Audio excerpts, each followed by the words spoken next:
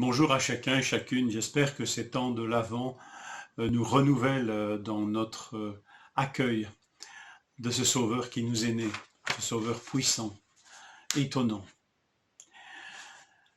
Nous pouvons toujours célébrer Noël d'ailleurs dans les locaux de l'église, encore aujourd'hui et demain.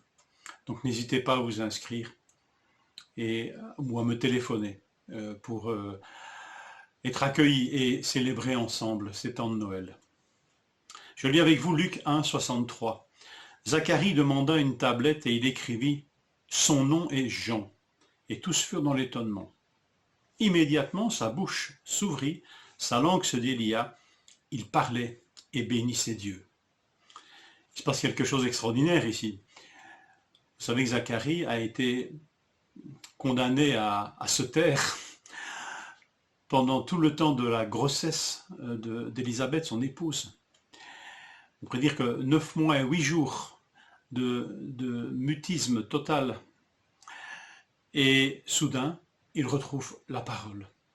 Ça a dû marquer là. Et pourquoi retrouve-t-il la parole? Et pourquoi à ce moment précis? Rappelez-vous de la parole de l'ange. Voici, tu seras muet.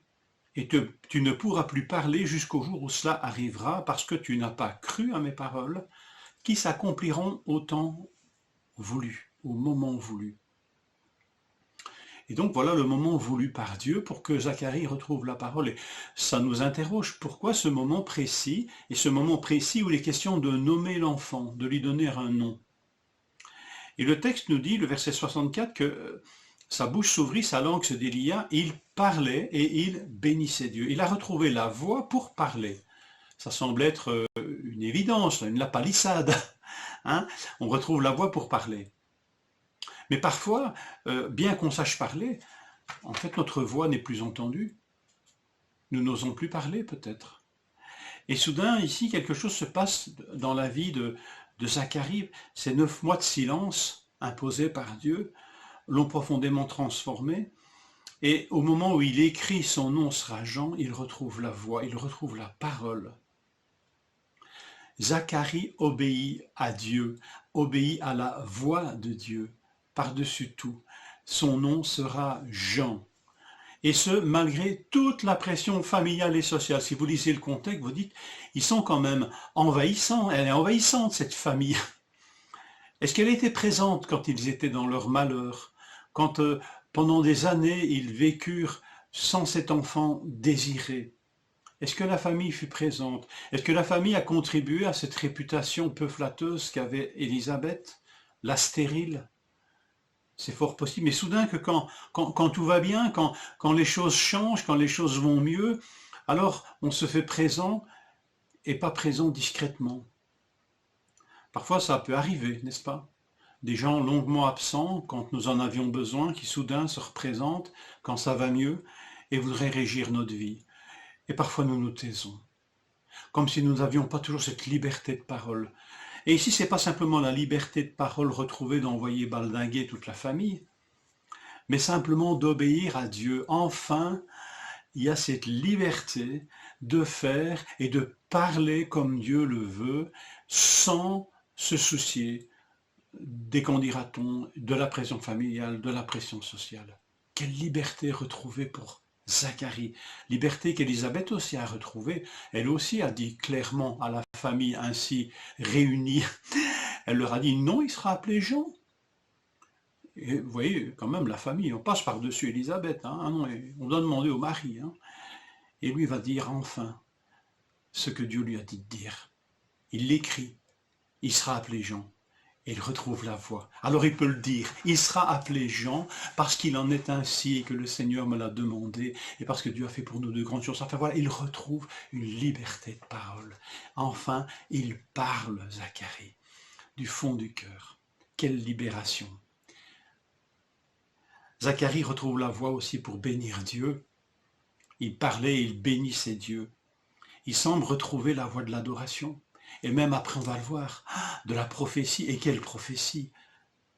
Quelle parole qu'il donne de la part de Dieu, avec tous ses plans ainsi dévoilés. C'est extraordinaire ce qu'il va dire, Zacharie. Ça valait la peine peut-être de se taire pendant 9 mois pour dire de telles choses. là je souris un peu, mais la voix qui est au service de Dieu, la voix et la parole au service de Dieu, libre de le louer, de l'adorer, de reconnaître la perfection de ses voix. Les moments de Dieu, les temps voulus par Dieu pour accomplir ses paroles ne le frustrent plus. Mais elles sont acceptées, ces paroles qui s'accomplissent dans le temps voulu de Dieu, et enfin elles sont transformées en paroles de bénédiction vers Dieu. Seigneur, tu fais toutes choses à merveille au moment voulu. C'est ce que l'Ecclésiaste nous dit, il fait toutes choses belles au moment voulu. Et là, il a cette liberté, Zacharie, de le reconnaître.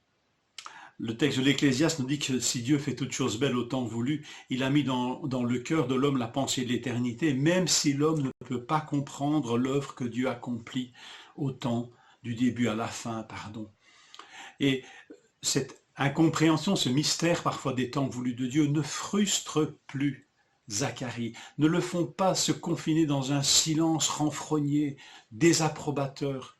C'est peut-être pour ça que nous avons perdu la voie de la louange et de l'adoration et de la bénédiction. Nous n'acceptons plus les temps voulus par Dieu. Ces temps voulus qui ne sont pas les nôtres engendrent en nous frustration et finalement font que notre voix se tait et que nous n'avons plus spontanément la louange qui surgit en disant « Seigneur, je te bénis parce que tu fais toutes choses au bon moment et au temps voulu, même si ce n'est pas les miens. » Est-ce que nous avons cette liberté de bénir Dieu parce qu'il accomplit toutes choses au temps voulu? C'est au temps voulu que le Fils est venu parmi nous. C'est au temps voulu que Dieu fait toutes choses belles. Et cette vérité acceptée par Zacharie lui fait retrouver la voix et la voix de la louange et de l'adoration. Mes frères et sœurs, qu'il puisse en être ainsi en ces temps de Noël, que nous puissions retrouver la voix pour parler vraiment comme Dieu nous demande de le faire, et que nous retrouvions la voix pour le louer, parce qu'il fait toutes choses belles au temps voulu. Bonne journée.